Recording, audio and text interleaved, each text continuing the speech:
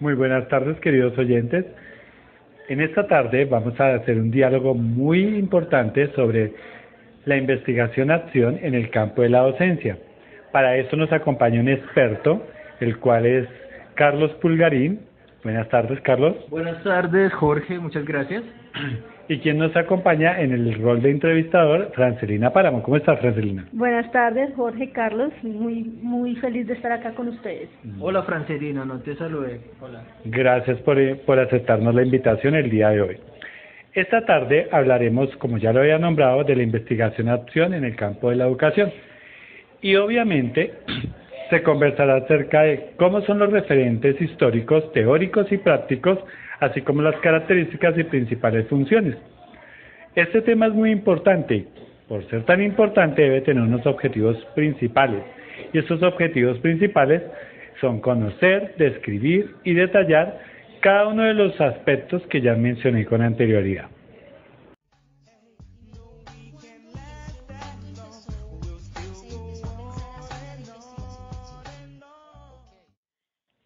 Esta entrevista estará fundada a partir de las lecturas del capítulo 7 de Sandín, Investigación Cualitativa en Educación, también la Investigación-Acción en Educación por Elliott del 2005 y por último la investigación la docencia a través de la Investigación-Acción de Vazuela.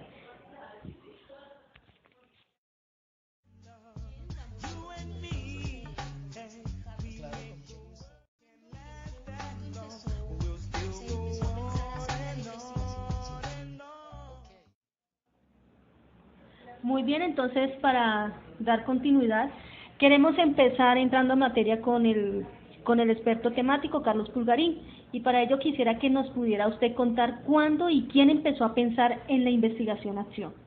Gracias, Francelina. Sí, pues le comento aquí a los oyentes y a todos los que estamos presentes aquí. Fue Kurt Lewin en los años 40 en Estados Unidos, quien empieza con esta definición de la investigación-acción. Luego encontramos más adelante, en los años 70, en Gran Bretaña, trabajos de Lawrence Stenhouse y John Elliott. Ellos también pues trabajan esa definición de investigación. Qué bien, encontramos que este tipo de investigación no es algo nuevo, ya lleva bastante tiempo, pero no hemos escuchado mucho de sus características. Por ejemplo, ¿usted nos podría mencionar algunas de ellas? Sí, bueno, como tú dices, pues tiene unas características, estas características digamos que son muy particulares. Tenemos en este tipo de investigación, la investigación se centra en las acciones humanas que suceden en las escuelas, en las situaciones sociales experimentadas por los profesores. También, pues, lo que hace este tipo de investigación es explicar lo que sucede y en este medio social, en este medio académico. Igualmente, lo que quiere es interpretar lo que ocurre en el medio, en las situaciones, en los fenómenos sociales, al igual que considera el punto de vista de los participantes, describe y explica lo que sucede pues a través, con un lenguaje sencillo, eso sí, pues a través de la mirada de los participantes o de incluir a los participantes en la reflexión de las situaciones. Qué bien, vemos que los participantes en este tipo de investigación realmente tienen un papel importante.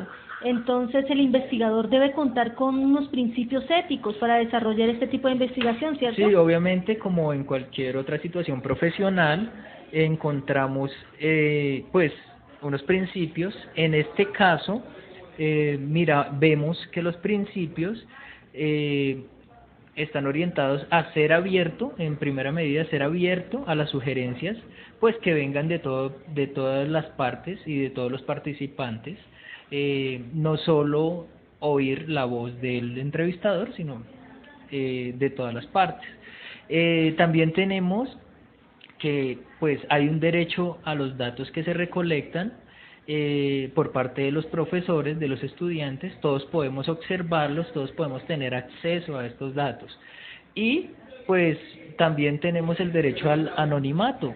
o sea que las investigaciones, lo que se dice, todo lo que todos los participantes contribuyen, son anónimos y pues no tenemos derecho como investigadores a revelar sus nombres, a menos que ellos pues nos lo permitan. Así lo autoricen. Qué bien.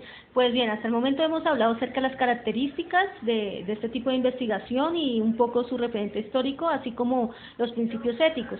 Pero quisiéramos saber también qué finalidad tiene la investigación-acción. Bueno, hay varias su finalidad, pues son varias las finalidades. Pues tenemos que, en cuanto a la formación profesional, tiene la finalidad de generar actitudes críticas y de renovación profesional, donde se favorece el cambio y la transformación de las acciones educativas y hay una participación más activa y una modificación del entorno por parte de los profesores, de los estudiantes y de todo, pues, de todos los agentes que están inmiscuidos en este tipo de investigación. Esto en cuanto a la formación profesional. En la participación social tiene como finalidad reforzar la concientización de los sujetos en el proceso social, instar a los sujetos a que sean partícipes del desarrollo social. Ahora, también tenemos el aspecto formativo y que busca transformar las actitudes y comportamientos, un aprendizaje activo, una construcción del saber activa, ¿cierto? O sea, que no sea un estudiante pasivo, sino que nos ayude a construir el conocimiento.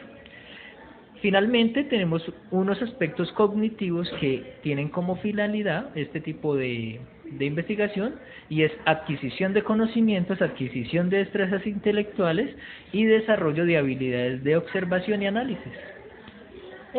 Gracias, es un tipo de investigación muy completo, abarca muchos espacios que realmente en otras ocasiones quizás no se ha pensado. Claro, sobre todo en cuanto a la participación de todos los agentes, pues genera otra forma de investigar mucho más interesante.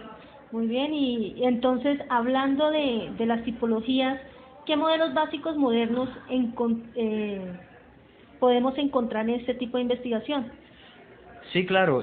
Bueno, Francelina, te comento. Y Jorge, les comento. Bueno, los tipos de los modelos básicos que tenemos aquí, pues tenemos un modelo técnico que pues se relaciona o consiste principalmente, son aquellos procesos que son guiados por expertos que saben de una materia determinada, en este caso la educativa, para que un diseño de investigación sea ejecutado por técnicos, que serían los profesores, en ese caso. Luego viene otro modelo, que tenemos un modelo práctico, y este modelo práctico, digamos que nos ayuda más y está orientado hacia las instituciones educativas y que los propios profesores puedan indagar y reflexionar sobre su propia práctica educativa. Finalmente, tenemos el modelo crítico, y este modelo crítico nos permite observar las limitaciones que tienen las instituciones educativas para ejercer cambios en las prácticas. Entonces encontramos tres tipos de modelos, el modelo básico, el modelo técnico. Sí, el modelo técnico, el segundo sería ¿cuál? El modelo crítico. Práctico y crítico. Práctico y crítico, muy bien.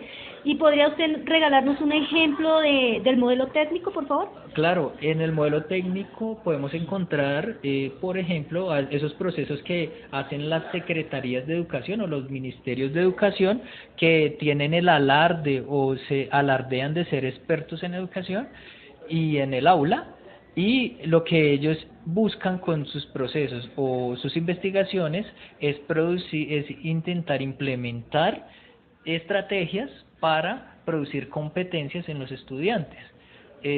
Por ejemplo, si ellos hacen un estudio de todos los colegios, si hay una debilidad, por ejemplo, en el área de lengua castellana o de matemáticas, ellos implementan un plan de acción y toda una estrategia que generalmente no es la observación del aula, sino que la implementan desde afuera.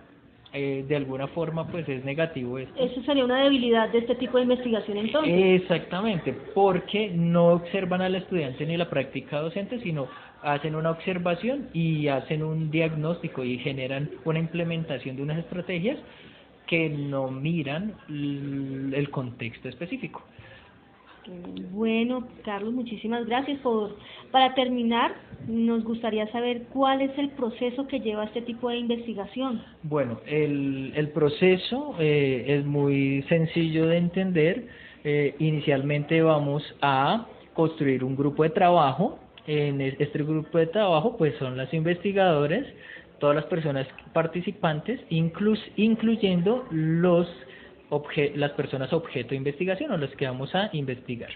Luego vamos a construir, después del grupo de trabajo, vamos a identificar los problemas que queremos investigar o las necesidades que vemos en la institución educativa o en las instituciones o los centros de interés que queremos cambiar, transformar.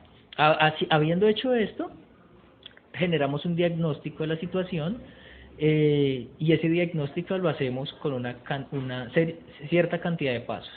El primer paso es formular un problema. Vamos a formular el problema de investigación.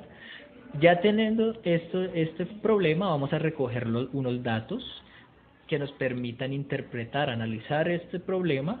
Teniendo los datos, vamos a generar unos resultados, unas conclusiones. Y finalmente, lo que hace de diferente a este tipo de investigación es que vamos a generar un plan de acción o vamos a construir un plan de acción para darle respuesta a las necesidades que encontremos, a las falencias o a las dificultades que encontremos en nuestra investigación. Este plan de acción lo ejecutamos y al finalizar lo evaluamos y lo podemos transformar para volver a llevarlo a cabo. Por eso es de alguna forma cíclico. Es un proceso bastante organizado y veo que la clave está en la toma de datos. Cuéntenos, ¿cuáles son los instrumentos que se usa para la recolección de estos datos justamente? Bueno, pues sí, digamos que todo el proceso es importante y la toma de datos pues aún más, claro que sí. Tenemos 3 tipos de técnicas que nos ayudan para recolectar datos. Entonces tenemos en primera medida, tenemos las técnicas de observación, donde encontramos las listas de comprobación y las escalas de estimación. Estas son las técnicas por observación, donde vamos a recolectar datos. Ahora tenemos las entrevistas. En estas entrevistas, dentro de este grupo, tenemos los grupos de discusión, el sondeo de problemas y los sistemas de ideas claves. Digamos que esto son entrevistas que tienen su propia técnica de ejecución. Finalmente, tenemos la documentación recolectada, por ejemplo, las actas, los informes, las circulares, matrices de decisiones, los diarios de campo, los diarios y los indicadores de gestión, que son documentaciones que nos permiten analizar de alguna forma lo que se está haciendo en la escuela. Muchísimas gracias, señor Carlos Pulgarín. Ha sido realmente un tiempo bastante ameno y ha quedado muy claro el tema. Gracias a ustedes. Muchísimas gracias por aceptar nuestra invitación. Y para sintetizar o hacer un breve resumen de lo que se trató la entrevista del día de hoy, podemos decir que la investigación-acción es una reflexión práctica que hace el profesional de su quehacer desde una exploración reflexiva basada en el trabajo intelectual, en el análisis de sus experiencias, ya que éste interpreta lo que sucede en el entorno y lo que ocurre desde el punto de vista de quienes actúan o interactúan en una situación problema dentro del aula o fuera de ella. Es en la escuela donde se analizan las acciones humanas y las situaciones sociales experimentadas por los docentes.